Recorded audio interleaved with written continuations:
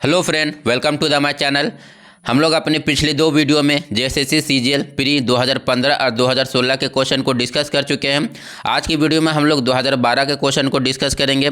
JSSC CGL 2015, 2016 और 2012 इन तीनों में जो सबसे लेवल का क्वेश्चन पूछा गया ये 2012 में पूछा गया।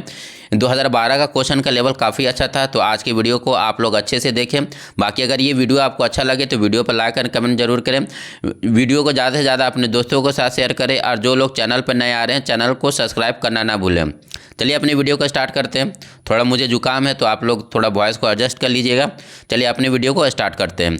आज का जो पहला क्वेश्चन है, ऊंची कूद का एक प्रतियोगिता ध्रुवों के निकट की अपेक्षा भूमध्य रेखा पर अधिक ऊंची कूदी जा सकती है, ऐसा क्यों होता है? तो यहाँ पर ये क्वेश्चन सीधा से ये पूछ रहा है कि ऊंची कूद में जो है हम ध्रुवों की अपेक्षा भूमध्य रेखा पर अधिक ऊंचा कूद सकते हैं, ऐसा क्यों? तो ऐसा इसलिए होता है कि भूमध्य रेखा के पास जो है जी का वैल्यू कम होता है और ध्रुवों के पास अधिक होता है। तो इसका मतलब यहाँ पर जो करेक्ट आंसर हो जाएगा ऑप्शन डी हो जाएगा। फ्रेंड, जैसा कि आपको पता है कि पृथ्वी का जो है ध्रुव यानी पोल पर जो है जी का वैल्यू मैक्सिमम होता है, और वहीं बात किया जाए जो आपका भूमध्य रेखा पर जो है जी का वैल्यू मिनिमम होता है। इसलिए जब हम कूद लगाते हैं तो जी का वैल्यू मिनिमम होने के कारण हम वहाँ पर अधिक ऊंची कूद लगा सकते हैं। वहीं ध्रुव या पोल के पास जो है जी का वैल्यू मैक्सिमम होने के कारण जो है वहाँ पर हम अधिक ऊँचा कूद नहीं लगा सकते, क्योंकि जो जी एक आपका पुल अप फोर्स है, यानी वो आपको नीचे की ओर खींचेगा, जिसकी वजह से हम ज़्यादा ऊँचा नहीं जा सकते हैं ध्रुवों पर। सो आप होप ये आपको समझ में आ गया होगा। चलिए नेक्स्ट क्वेश्चन को देखते हैं। नेक्स्ट क्वेश्चन है हमारा, किस वर्ष अलग झारखंड राज्य की मांग के लिए एक ज्ञापन के साथ साइमन कमीशन प्रस्तुत किया गया था? तो ये किस वर्ष किया गया था? तो वर्ष 1928 में, यानी यहाँ पर करेक्ट आंसर हो जाएगा ऑप्शन ए हो जाएगा। ये मांग किसके द्वारा किया जाता है? तो आदिवासी महासभा, ठीक है, आदिवासी महासभा के द्वारा किया जाता है। आदिवासी महासभा में जो उनके अध्यक्ष हैं जुएल लकड़ा और आपका एक विशव वान ह्यूक, इनका नाम याद रखिएगा। जुएल लकड़ा जो प्रस्ताव लेकर कौन गए थे? तो जुएल लकड़ा और आपका विशव वान हुक करके थे, ये दोनों जो प्रस्ताव लेकर गए थे। बाकी आपको पता है आदिवासी महासभा का गठन कब होता है? तो इसका स्थापना जो होता है वर्ष 1915 में होता है। और इनके अध्यक्ष कौन कौन थे? तो यहाँ पर जो स्थापना में जो शामिल सदस्य थे ये कौन कौन थे? तो जुएल लकड़ा हो गया, पॉल दयाल हो गया, ठेबलेराव और बंदीराव, तो इनका भी नाम याद रखिएगा आप। नेक्स्ट क्वेश्चन देखते हैं। सिलवासा निम्न में से भारत का कौन सा केंद्र शासित प्रदेश की राजधानी है? तो सिलवासा जो है आपका दादरा नगर हवेली का, यानी यहाँ पर करेक्ट आंसर हो जाएगा ऑप्शन डी हो जाएगा। अगले क्वेश्चन की तरफ चलते हैं। किस वर्ष में संथाल परगना के 18 जिला और छोटा नागपुर को मिलाकर झारखंड क्षेत्र स्वायत्त परिषद का गठन किया? ठीक है, तो इसका गठन कब होता है? तो वर्ष 1995 में होता है। ये काफ़ी फेमस क्वेश्चन है, काफ़ी बार भी पूछा गया है, तो हो सके इस बार भी पूछ दें। बाकी आपको पता है इसके अध्यक्ष किसे बनाया जाता है? तो शिबू सोरेन को बनाया जाता है। चलिए आप लोग कमेंट करके बताएं इसका उपाध्यक्ष किसको बनाया गया था। ठीक है, झारखंड क्षेत्र स्वायत्त परिषद के उपाध्यक्ष के रूप में किसे चुना गया था? इसका कमेंट आप लोग कमेंट बॉक्स में करें। अगले क्वेश्चन को देखते हैं। झारखंड के किस जनजाति समूह के द्वारा लिखने के लिए ओल चिकी लिपि का प्रयोग किया जाता है? तो ओल चिकी किसकी लिपि है? तो ये संथालों की लिपि है, यानी यहाँ पर करेक्ट आंसर हो जाएगा ऑप्शन ए हो जाएगा। और ओल चिकी किसके द्वारा जो है विकसित किया जाता है? तो ये पंडित रघुनाथ मुर्मू, ठीक है, तो इनका भी नाम याद रखिएगा। ओल चिकी का जो विकास किसके द्वारा किया जाता है? तो पंडित रघुनाथ मुर्मू के द्वारा इसका विकास किया जाता है। अगला क्वेश्चन है, सन 1855 में किन दो भाइयों के नेतृत्व में संथाल विद्रोह में फूट पड़ा? संथाल विद्रोह फूट पड़ा, ये किन के नेतृत्व में हुआ था? सिद्धू और कान्हो, यानी यहाँ पर करेक्ट आंसर हो जाएगा ऑप्शन ए हो जाएगा। सिद्धू और कान्हो के नेतृत्व में ही जो है संथाल विद्रोह होता है। ये कब से? 1855 से लेकर 1856 तक चलने वाला एक विद्रोह था। अगला क्वेश्चन देखते हैं। झारखंड का कुल कितने प्रतिशत क्षेत्र वन क्षेत्र के अधीन है? तो ये आपका 2012 का डेटा से 29.61, लेकिन अभी जो करंट में डेटा है 29.76% है। ठीक है, तो इस डेटा को भी आप याद रखिएगा कि अभी जो करंट में झारखंड का 1% कितना है? तो 29.76%। और अगर बात किया जाए एरिया में, अगर एरिया में ये टोटल कितना है? तो एरिया में अगर इसको हम निकालेंगे तो 23,721 किलोमीटर स्क्वायर में फैला हुआ है पूरा वन। ठीक है, कितना? 23,721। वहीं बात किया जाए कि 1% के मामले में झारखंड का रैंक कितना है पूरे देश में? तो पूरे देश में जो झारखंड का रैंक है ये 10वें नंबर का है। ये करंट डेटा है 2021 का। ठीक है, वन क्षेत्र के प्रतिशत क्षेत्र वन क्षेत्र के मामले में झारखंड का पूरे देश में कितना रैंक है? 10वां रैंक है। वन सर्वेक्षण रिपोर्ट 2021 के अनुसार इस बार जो है झारखंड में 110 किलोमीटर स्क्वायर में जो है वन में वृद्धि हुआ। तो इस पॉइंट को भी आप नोट डाउन कर लीजिएगा। चलिए नेक्स्ट क्वेश्चन देखते हैं। केंद्रीय बजट 2012-13 प्रस्तावित मानक सेवा दर, ये रहने दीजिए, करंट का अफेयर क्वेश्चन है। अगला क्वेश्चन है, जुलाई 2012 तिथि पर झारखंड के अंतरिक्ष अनुप्रयोग केंद्र जेसैक, झारखंड स्पेस सेंटर, ठीक है, झारखंड अंतरिक्ष अनुप्रयोग केंद्र, ये इसके अध्यक्ष कौन है? तो ये 2012 का अभी, लेकिन लेटेस्ट में आप नाम याद रखिएगा SS किरण, ठीक है। ये अभी जो करंट में इसके अध्यक्ष हैं जेसैक के SS किरण है, ठीक है। SS किरण अभी करंट के जो है इनके अध्यक्ष है। अगला क्वेश्चन देखते हैं, किस संथाली नाटककार को उनके उपन्यास राही रावण काना, वेरी इंपॉर्टेंट क्वेश्चन, ठीक है, राही रावण काना, ये काफ़ी बार एग्जाम में पूछा गया है और आगे भी ये है आपको पूछा जा सकता है, ठीक है। तो राही रावण काना के जो है लेखक कौन है? तो भोगला सोरेन, यानी जो यहाँ पर करेक्ट आंसर हो जाएगा ऑप्शन सी हो जाएगा, राही रावण काना। इसके लिए उन्हें साहित्य अकादमी पुरस्कार भी मिला हुआ, भोगला सोरेन, राही रावण काना, वेरी इंपॉर्टेंट, आप लोग इस क्वेश्चन को जरूर ध्यान में रखें। अगला क्वेश्चन है, निम्नलिखित में कौन सी भाषा का समूह द्रविड़ परिवार से संबंधित है? तो द्रविड़ परिवार से संबंधित उरांव और पहाड़िया, यानी यहाँ पर करेक्ट आंसर हो जाएगा ऑप्शन सी हो जाएगा। मैं थोड़ा जल्दी करा रहा हूँ क्योंकि क्वेश्चन की संख्या बहुत ज़्यादा है, तो मैं इसे फास्ट करा रहा हूँ, ठीक है। आगे चलते हैं, निम्नलिखित में कौन सा एक झारखंड की उपराजधानी है? तो झारखंड की उपराजधानी के रूप में दुमका को चुना गया, यानी यहाँ पर करेक्ट आंसर हो जाएगा ऑप्शन बी हो जाएगा। अगला क्वेश्चन है, चित्रकला जादू पटिया किसकी विशेषता है? तो जादू पटिया कहाँ पर ज़्यादा प्रचलित है? तो ये संथालों में प्रचलित है, यानी यहाँ पर करेक्ट आंसर हो जाएगा ऑप्शन ए हो जाएगा। अगला क्वेश्चन देखते हैं, 11वीं पंचवर्षीय योजना प्रारंभ कब हुआ था? तो ये 2007 से प्रारंभ होता है, 2012 तक चलता है और उसके बाद 2012 से 17 12वीं पंचवर्षीय योजना, ये लास्ट पंचवर्षीय योजना रहती है। अगला क्वेश्चन है, 1771 में संथाल जनजाति क्षेत्र में किसने जमींदार और ब्रिटिश सरकार के विरुद्ध जो प्रथम विद्रोह का नेतृत्व किया था? तिलका मांझी, बिरसा मुंडा, जयमंगल पांडे, कुंवर सिंह। तो 1771 में तो ये कोई थे नहीं, तो यहाँ पर आप लगता है ये क्वेश्चन में कुछ गड़बड़ी है, ये आपका 1771 नहीं बल्कि 1783 से लेकर 1785 के बीच जो तिलका आंदोलन चला था उसके बारे में पूछ रहा है, क्योंकि 1771 में ये तिलका मांझी भी नहीं थे, क्योंकि तिलका मांझी आपका 1783 वाले विद्रोह में आए थे। बिरसा मुंडा तो आपका पता है ये 1895 से लेकर 1900 के बीच में थे। जयमंगल पांडे और कुंवर सिंह का जो संबंध था 1857 के विद्रोह से था, तो यहाँ पर ये 1783 से लेकर 1785, तो इस यहाँ पर जो हो जाएगा ये तिलका मांझी हो जाएगा, ठीक है, तिलका आंदोलन। अगले क्वेश्चन की तरफ चलते हैं, भारत में कौन सा राज्य है मैग्नीज का अग्रणी उत्पादक कौन है? तो ये उड़ीसा हो जाएगा। मैग्नीज में सबसे ज़्यादा उत्पादन कहाँ पर होता है भारत में? तो उड़ीसा में। अगला क्वेश्चन है, झारखंड राज्य की स्थिति को एक अलग राज्य के रूप में बना? तो ये 15 नवंबर 2000 को, और ये कब बना था? तो उस समय जो है जो आपका जो बिरसा मुंडा की कौन सी जन्म दिवस था? तो ये 125वीं जन्म तिथि थी बिरसा मुंडा का, ठीक है। तो इस पॉइंट को भी आप नोट डाउन रखिएगा। अगला क्वेश्चन देखते हैं, निम्नलिखित में कौन सा जिला अधिकांशतः वन क्षेत्र से आवृत है? ठीक है, सबसे अधिक वन क्षेत्र वाला आवृत जिला यहाँ पर कौन हो जाएगा? गुमला, चतरा, हजारीबाग या कोडरमा? तो इस ऑप्शन के अनुसार हो जाएगा चतरा, यानी यहाँ पर करेक्ट आंसर हो जाएगा ऑप्शन बी।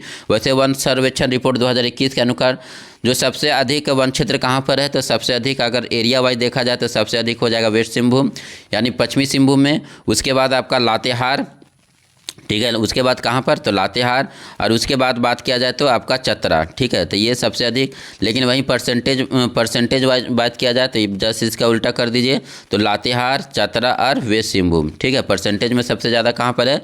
तो लातेहार में, उसके बाद चतरा में है, उसके बाद वेस्ट सिंहभूम में है। अगला क्वेश्चन तरफ के चलते हैं हम लोग।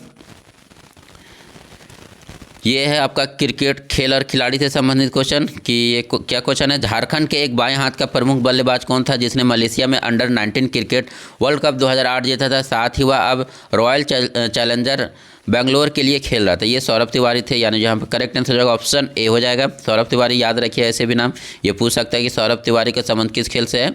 तो ये आपका झारखंड के क्रिकेटर है। अगला क्वेश्चन है, किस वर्ष 1 रुपये को 100 पैसों में बांटकर भारतीय रुपयों का दशमलव श्रेणी में लागू किया गया? तो ये जो है भारतीय रुपयों का डेसिमल वैल्यू कब लागू हुआ था? ये तो 1957 से हुआ था, यानी यहाँ पर करेक्ट आंसर होगा ऑप्शन सी हो जाएगा, ठीक है। अगले क्वेश्चन की तरफ चलते हैं हम लोग। भारतीय हॉकी टीम से संबंधित निम्नलिखित में से किस खिलाड़ी ने राष्ट्रमंडल खेल 2010 में जीत हासिल की थी? तो ये झारखंड की कौन सी यहाँ पर हॉकी खिलाड़ी शामिल थी? तो ये अंशुता लकड़ा, यानी यहाँ पर करेक्ट आंसर हो जाएगा ऑप्शन बी हो जाएगा। इसे आप नाम ध्यान में रखिए, खेल और खिलाड़ी, ये आपकी जो है अंशुता लकड़ा का संबंध किस खेल से है? तो ये झारखंड की हॉकी खिलाड़ी है। अगला क्वेश्चन है, 1979 में महाश्वेता देवी के द्वारा रचित साहित्य अकादमी पुरस्कार से पुरस्कारित ऐतिहासिक उपन्यास अरण्य अधिकार यानी जंगल का अधिकार 1977 किसके जीवन पर आधारित है? तो ये बिरसा मुंडा के जीवन पर आधारित है, यानी यहाँ पर जो करेक्ट आंसर होगा ऑप्शन बी हो जाएगा। ये भी काफ़ी इंपॉर्टेंट पुस्तक है दोस्तों, ये जेपीएससी में भी पूछा गया है और हाल फिलहाल के जेएसएससी के एग्जाम में भी पूछा गया, तो इसे भी याद रखिएगा। तो अरण्य अधिकारी ये किसकी रचना है? तो महाश्वेता देवी, ठीक है, महाश्वेता देवी, राही रावण कान्हा, ये दोनों नाम आप लोग जरूर याद रखिएगा। अगला क्वेश्चन है झारखंड के किस जिले में बाघों के लिए संरक्षित वन स्थिति है? तो बाघ के लिए संरक्षण सबसे पहले कहाँ? पलामू में, यानी यहाँ पर करेक्ट आंसर हो जाएगा ऑप्शन बी हो जाएगा। अगला क्वेश्चन है ग्रामीण स्थानीय स्वशासन प्रशासन के लिए निम्नलिखित में कौन सा उच्चतम स्थानीय निकाय है? यानी जो ग्राम पंचायत वाला जो है त्रिस्तरीय, उसमें सबसे उच्चतम स्थान पर कौन है? तो जिला परिषद हो जाएगा, यानी यहाँ पर करेक्ट आंसर हो जाएगा ऑप्शन ए हो जाएगा, ठीक है। डिस्ट्रिक्ट लेवल पर आपका जिला परिषद आ जाएगा, उसके बाद आपका ब्लॉक लेवल पर ब्लॉक पंचायत या पंचायत समिति, और ग्राम स्तर पर आपका ग्राम पंचायत, ठीक है। तो ये आपका जो है स्तर, सबसे ऊंचा स्तर किसका है? तो जिला परिषद का। उसके बाद मध्यम में कौन आ जाएगा? तो पंचायत समिति या ब्लॉक पंचायत, और आपका जो सबसे निचला स्तर कौन है? तो ग्राम पंचायत, ठीक है। पंचायती राज व्यवस्था में सबसे निचला स्तर कौन सा है? तो ग्राम पंचायत, और सबसे ऊपरी संस्था कौन है? तो जिला परिषद। नेक्स्ट क्वेश्चन देखते हैं। चलिए आप लोग कमेंट करके बताएं कि पहला जो है पंचायती राज शासन लागू करने वाला देश का पहला राज्य कौन सा है? इसका आंसर आप लोग कमेंट करके बताएं। किस भारतीय क्रिकेटर को यूनाइटेड किंगडम की डी मॉन्टफोर्ट विश्वविद्यालय के द्वारा डॉक्टरेट की मानद उपाधि से विभूषित किया गया है? तो ये MS धोनी थे। ये तो खैर करंट का क्वेश्चन हो गया। झारखंड में कुल गाँव की संख्या कितना है? तो झारखंड में कुल गाँव की संख्या जो है 32,620, लेकिन अभी करेंट का डेटा शायद 32,746 हो गया है, तो इस पॉइंट को भी आप जरूर ध्यान में रखिए। करेंट का डेटा जो है अभी 32,746 हो गया है टोटल झारखंड में कुल गाँवों की संख्या। अगले क्वेश्चन की तरफ चलते हैं हम लोग। झारखंड के किस जिले में भारत के अब्रक राजधानी, तो अब्रक राजधानी किसे कहा जाता है झारखंड में? तो कोडरमा को जो है अब्रक राजधानी के नाम से हम लोग जानते हैं। अगला क्वेश्चन है केंद्रीय ईंधन शोध संस्थान जो प्रमुख शोध संस्थानों में से एक है की स्थापना वर्ष 1945 में किस स्थान पर हुई थी? तो केंद्रीय ईंधन शोध संस्थान कहाँ पर है? तो दोस्तों ये बाद में, यानी यहाँ पर करेक्ट आंसर होगा ऑप्शन ए हो जाएगा। और ये भी याद रखिए ये कब बना था? वर्ष 1945 में केंद्रीय ईंधन शोध संस्थान। की तरफ आते हैं। झारखंड राज्य में कितने संसद के सदस्य हैं? ठीक है, झारखंड राज्य में सांसदों की सदस्य कितनी है अभी यहाँ पर?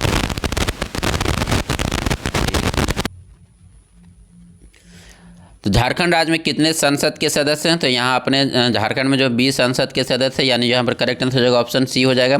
अगले क्वेश्चन की तरफ आते हैं। किस फिल्म को 59वां राष्ट्रीय फिल्म, इसे रहने दीजिए, अभी आप क्या लेटेस्ट 69वां राष्ट्रीय फिल्म नेशनल फिल्म जो अवार्ड मिला है 69वां राष्ट्रीय फिल्म, इससे रिलेटेड कुछ इन्फॉर्मेशन को आप नोट डाउन कर लीजिए। जैसे कि आप इसमें ये याद रख सकते हैं कि आपका जो है बेस्ट फीचर फिल्म कौन सा है। ठीक है, 69वां राष्ट्रीय फिल्म में 69वां राष्ट्रीय फिल्म में बेस्ट फीचर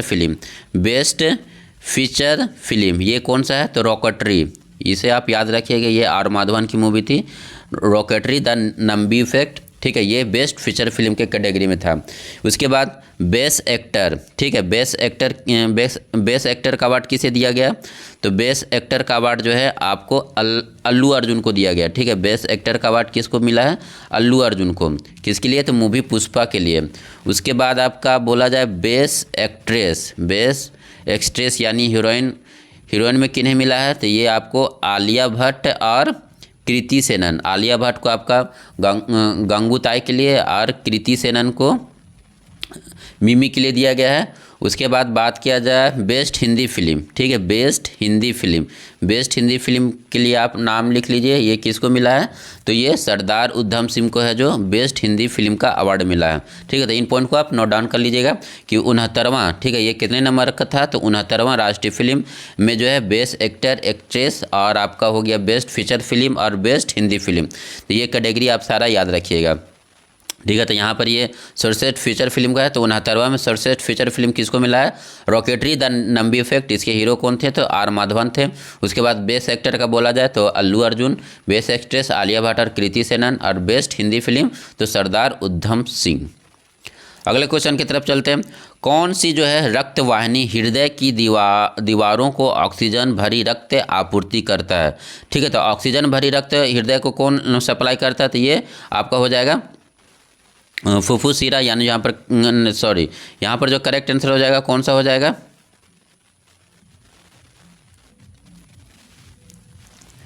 यहाँ पर जो आपका करेक्ट आंसर होगा ऑप्शन बी हो जाएगा। ठीक है, फुफ्फुस शिरा। ठीक है, जैसे आपको पता हो कि आपका धमनी जो है, धमनी में क्या होता है? शुद्ध रक्त होता है। ठीक है, लेकिन कौन सा ऐसा धमनी है जिसमें अशुद्ध रक्त होता है? तो ये फुफ्फुस धमनी है, इसमें अशुद्ध रक्त होता है।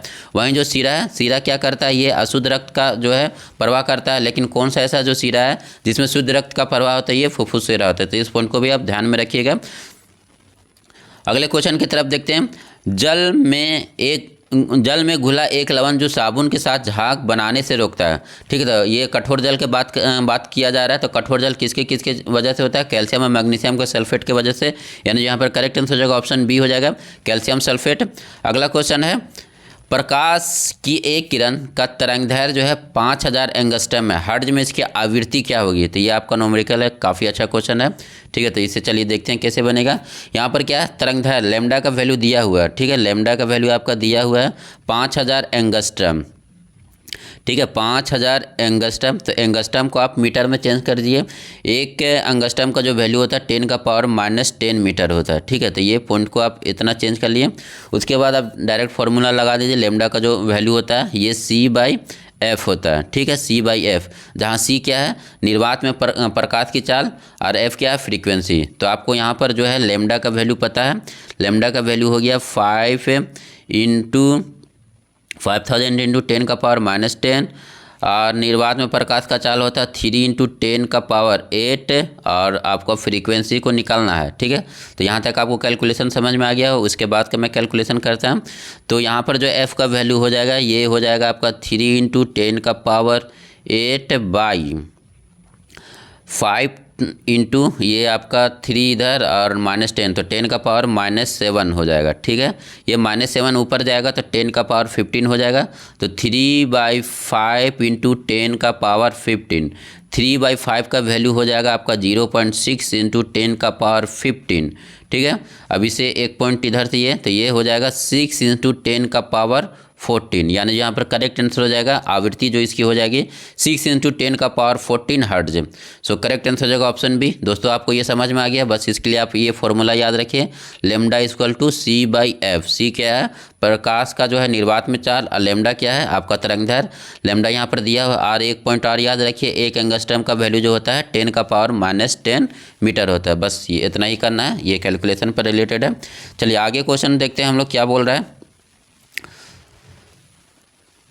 नेक्स्ट जो क्वेश्चन है हमारा, तारा प्रचंड मात्रा में ऊर्जा छोड़ता है, इसके पीछे मुख्य कारण क्या है? तो ठीक है, तारों में जो होता है नाभिकीय संलयन, हल्का नाभिकीय का दौरान, यानी यहाँ पर करेक्ट आंसर जगह ऑप्शन सी हो जाएगा, नाभिकीय संलयन। वैसे याद रखिए, ये हिंदी में कुछ ज़्यादा ही।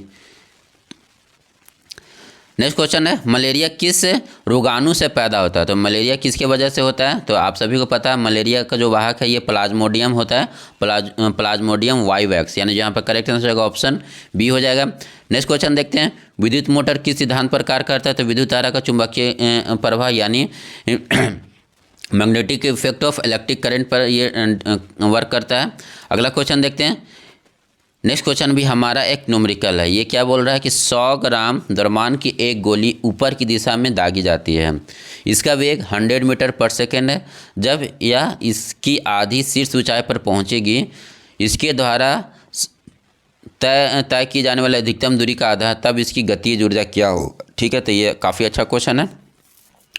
तो सबसे पहले हम लोग यहाँ पर क्या करते हैं, ये आपका यहाँ पर दिया हुआ वेट दिया हुआ है, प्रारंभिक वेग दिया हुआ है। ठीक है, तो सबसे पहले हम लोग हाइट निकालने का कोशिश करते हैं। तो न्यूटन के लॉ का जो है उसको यूज करेंगे। तो v² होता है आपका u² - 2, ऊपर की ओर फीका जा रहा है तो ये यहाँ पर g ले लेंगे, और ये ऊपर की ओर जा रहा है तो वहाँ जो दूरी है वो हाइट से चेंज हो जाएगा, तो -2gh, क्योंकि ऊपर की ओर फेंका जा रहा है तो यहाँ पर प्लस किया जाएगा, माइनस हो जाएगा। तो ये इक्वेशन को आप याद रखिए, v² = u² - 2gh। ठीक है, देखिए जब ये ये अपने मैक्सिमम पॉइंट पर पहुंचेगा तो वहाँ पर जो फाइनल वेलोसिटी है क्या हो जाएगा, वहाँ पर वो फाइनल वेलोसिटी आपका 0 बन जाएगा।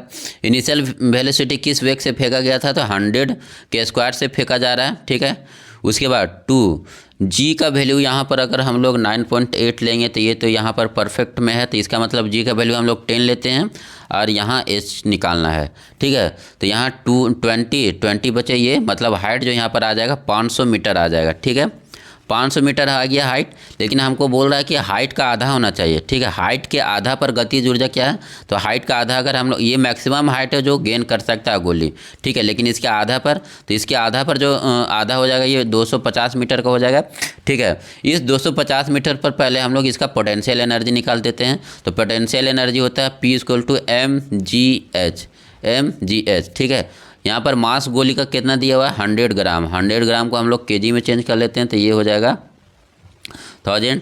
उसके बाद जी का वैल्यू हम लोग 10 ही रखते हैं और जो हाइट है हम लोग का 250 मीटर, ठीक है। 250 मीटर, यहाँ से 1 2 3 1 2 3, ठीक है। तो ये हो जाएगा 250 जूल, ठीक है।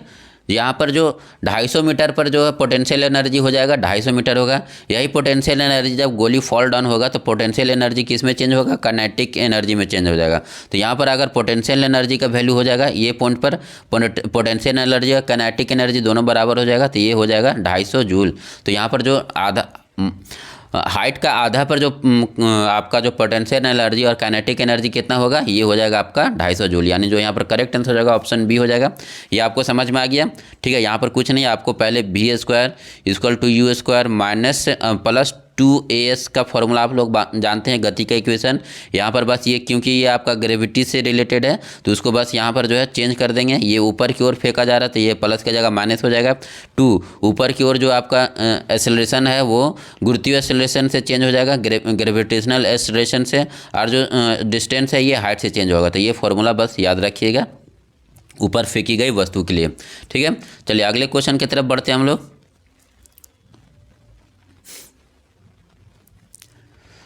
किसी तत्व की परमाणु संख्या तो आपका प्रोटॉनों की संख्या है, प्रोटॉनों की संख्या यानी question option A correct answer हो जाएगा।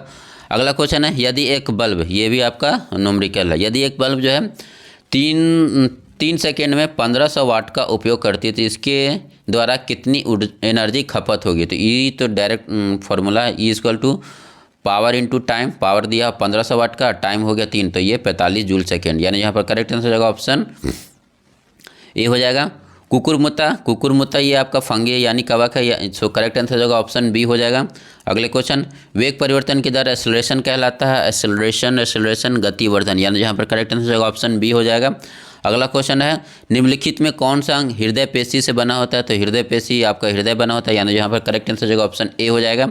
अगला क्वेश्चन, एक फिलामेंट लैंप के द्वारा किस प्रकार का स्पेक्ट्रम जो है पैदा होता है। फिलामेंट लैंप किस तरह का स्पेक्ट्रम को पैदा कर सकता है, तो ये सतत उत्सर्जन, यानी यहाँ पर करेक्ट आंसर हो जाएगा ऑप्शन सी हो जाएगा।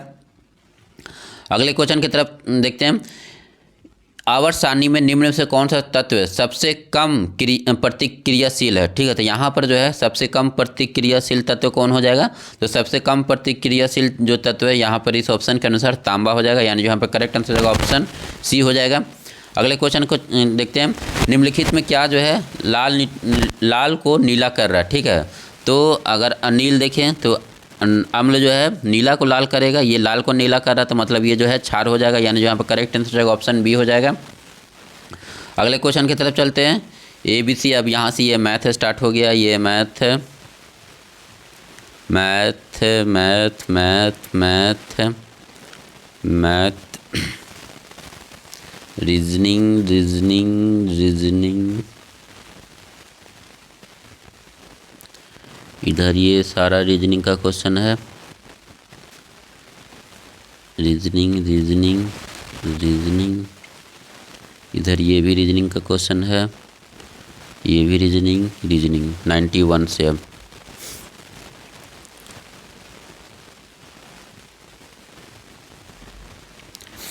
ठीक है, तो अगला क्वेश्चन है हमारा वर्ड रैप। ठीक है, वर्ड रैप कहाँ पर यूज होता है, तो ये आपका MS office excel MS word में यूज होता है। तो वर्ड रैप की क्या विशेषता है, तो आवश्यकता होने पर टेक्स्ट को अगली लाइन में स्वतः भेज देता है, यानी यहाँ पर करेक्ट आंसर होगा ऑप्शन ए हो जाएगा।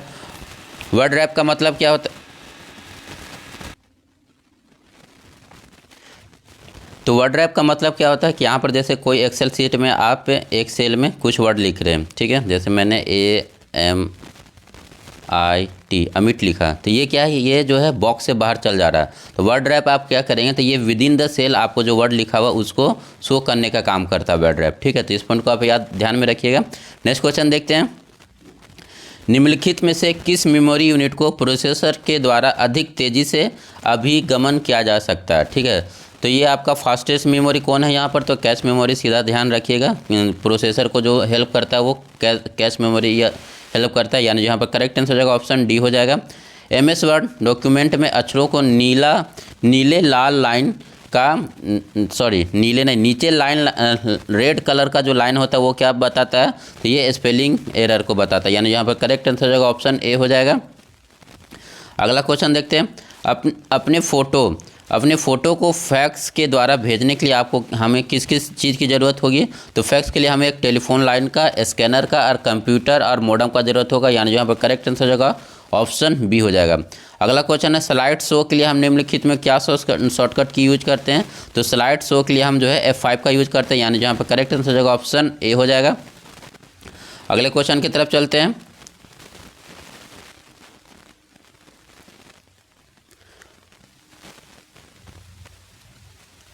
अगला क्वेश्चन है हमारा, कौन सा ई लर्निंग का एक प्रकार है जहां वास्तविक समय में पाठ आयोजित और निर्देशक के द्वारा पूरे किए जाते हैं, जो लोगों को उनके समकक्ष और विशेषज्ञों के अन्योन्यन क्रिया अनुमत करता है। तो यहाँ पर कौन सा ये लर्निंग हो जाएगा, तो ये सिंक्रोनस ई लर्निंग हो जाएगा, यानी यहाँ पर करेक्ट आंसर हो जाएगा ऑप्शन बी हो जाएगा।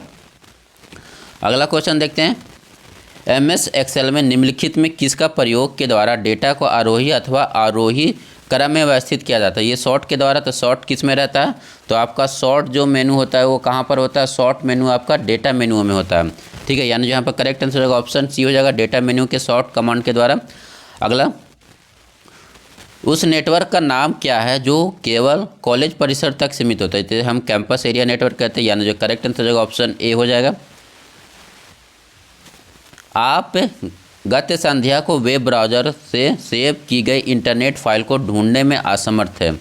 खोज विकल्प के साथ फाइल को खोजने के अपने प्रयास में आप किस एक्सटेंशन के फाइल को खोजेंगे, तो ये आपका यहाँ पर हम HTML का एक्सटेंशन को खोजेंगे, यानी यहाँ पर करेक्ट आंसर होगा ऑप्शन डी हो जाएगा। अगला क्वेश्चन है, जब किसी HTML पृष्ठ पर कतिपय पाठ पर माउस को रखा जाता है तो ये इस आकार का एक आकार में परिवर्तित हो जाता है, ऐसे पाठ को हम क्या कहते हैं, तो ये तो हाइपरलिंक हो जाएगा, यानी यहाँ पर करेक्ट आंसर होगा ऑप्शन ए हो जाएगा। निम्नलिखित में कौन सा शब्द आक्रमण के लिए उपयोग किया जाता है जिसमें कोई व्यक्ति प्रणाली में अवांछित वस्तुएं, संसाधन या सेवाएं डालता है, तो इसे हम क्या कहते हैं, तो फैब्रिकेशन, यानी यहाँ पर करेक्ट आंसर हो जाएगा ऑप्शन डी हो जाएगा। अगला क्वेश्चन, निम्नलिखित में कौन सा वेब ब्राउज़र के लिए एक उदाहरण है, तो वेब ब्राउज़र का एक उदाहरण ओपेरा हो जाएगा। अगला क्वेश्चन है, इंटरनेट पर एक होस्ट दूसरे होस्ट को डैश के द्वारा खोजता है, तो इंटरनेट पर तो आपका सीधा IP एड्रेस मानिए, तो IP एड्रेस, यानी यहाँ पर करेक्ट आंसर हो जाएगा ऑप्शन डी हो जाएगा, ठीक है। अगले क्वेश्चन की तरफ चलते हैं,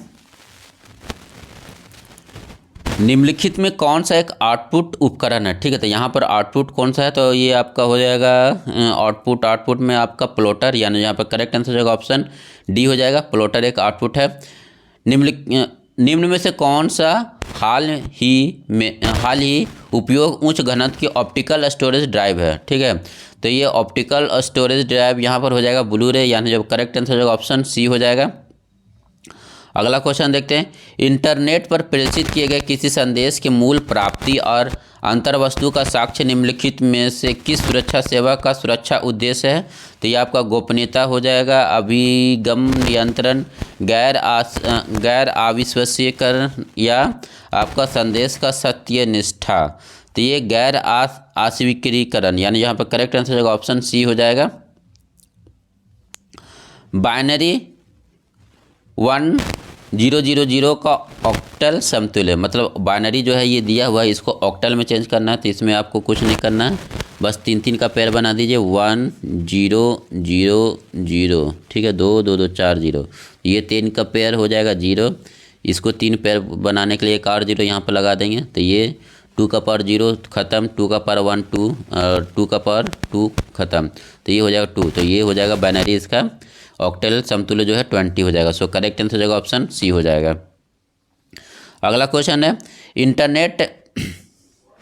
इंटरनेट एक्सप्लोरर आपके कंप्यूटर हार्ड डिस्क में प्रदर्शित होने वाले वेब पेज को विंडो फोल्डर में डैश फोल्डर में स्टोर करता है। तो ये कौन से फोल्डर में स्टोर करता है? तो टेम्पोररी इंटरनेट फाइल्स में, यानी यहाँ पर करेक्ट आंसर हो जाएगा ऑप्शन बी हो जाएगा। अगला क्वेश्चन है निम्न में से कौन सा ऐसा सॉफ्टवेयर है जिसका उपयोग इंटरनेट पर प्रशिक्षण और शिक्षण प्रदान करने, उसे ट्रैक करने और उसके प्रबंधन के लिए किया जाता है और जो ऑनलाइन सहयोग की विशेषता प्रदान करता है? तो ये कहाँ पर ये यूज होता है? तो ये लर्निंग मैनेजमेंट सिस्टम, यानी जहाँ पर करेक्ट आंसर होगा ऑप्शन ए हो जाएगा।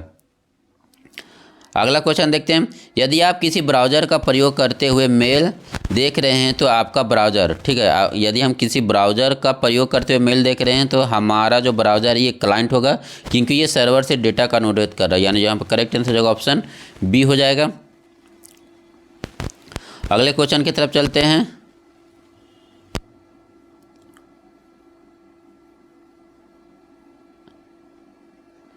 MS एक्सेल में चार्ट बनाने के लिए कौन सा विकल्प सही है? ठीक है, तो MS एक्सेल में जो चार्ट बनाता है ये कहाँ पर जाते हैं? इंसर्ट मेनू में जाकर चार्ट बनाते हैं, यानी जो यहाँ पर करेक्ट आंसर हो जाएगा ऑप्शन सी हो जाएगा।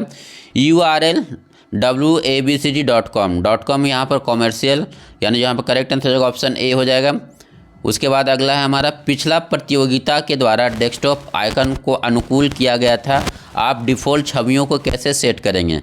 ठीक है, तो यहाँ पर डिफ़ॉल्ट छवियों को हम लोग कैसे सेट करेंगे? तो डिस्प्ले प्रॉपर्टीज़ में इनफैक्ट टैब का चयन करेंगे और डेस्कटॉप आइकन विकल्प को डिफ़ॉल्ट आइकन में चुनेंगे, यानी यहाँ पर करेक्ट आंसर हो जाएगा ऑप्शन बी हो जाएगा। ठीक है, पहले क्या करेंगे? डिस्प्ले प्रॉपर्टीज़ के जो इफेक्ट टैब का चयन करेंगे और वहाँ पर जो डेस्कटॉप आइकन विकल्प को डिफ़ॉल्ट आइकन के रूप में चेंज कर देंगे। अगला क्वेश्चन है किसने पहला जो है कंप्यूटर ENIAC बनाया था? तो ये एकट हो जाएगा, एकट और मोस्ले, यानी यहाँ पर करेक्ट आंसर होगा ऑप्शन सी हो जाएगा, प्रेस्पर एकट और जॉन मोस्ले। अगले क्वेश्चन की तरफ चलते हैं। फाइल सिस्टम स्थायी रूप से डैश संग्रहण में रहता है। फाइल सिस्टम स्थायी रूप से कहाँ पर जो स्टोरेज होता है? तो फाइल संग्रह जो आपका स्थायी रूप से कहाँ पर स्टोर होकर रहता है? तो ये सेकेंडरी मेमोरी में, यानी जो करेक्ट आंसर हो जाएगा ऑप्शन बी हो जाएगा। उसके बाद जो हमारा अगला क्वेश्चन है स्टैटिक IP एड्रेस क्या है? स्टैटिक IP एड्रेस क्या है आपका? तो ये नमोदिष्ट किए गए स्थायी IP एड्रेस को स्टैटिक IP एड्रेस कहते हैं। ठीक है, नमोदिष्ट किए गए स्थायी IP को हम स्टैटिक IP एड्रेस कहते हैं। अगला क्वेश्चन है विंडोज़ के डेस्कटॉप पर F5 के दबाने से क्या होता है? तो F5 जो है रिफ्रेश करता है, यानी यहाँ पर करेक्ट आंसर होगा ऑप्शन ए हो जाएगा। HTTP सर्वर के लिए कुल कितने डिफ़ॉल्ट पोर्ट नंबर है? तो ये 80 हो जाएगा। उसके बाद आज का जो हमारा आखिरी क्वेश्चन है बाइनरी कोड डेसिमल दशमलव अंक 7 का BCD तुल्यांक होगा। ठीक है, तो ये 7 को चेंज करना, तो 7 के लिए तो ये 111 हो जाएगा। देखिए 111, ये 2 का पावर 0, तो ये 2 का पावर 0 1, 2 का पावर 1 ये हो जाएगा 2 और 2 का पावर 2, तो 4 2 6 1 7। ठीक है, तो ये 111 हो जाएगा। सो इस वीडियो में इतना ही। वीडियो अगर अच्छा लगा तो वीडियो पर लाइक एंड कमेंट जरूर करें। वीडियो को ज़्यादा से ज़्यादा अपने दोस्तों को साथ शेयर करें। Thank you for watching this video.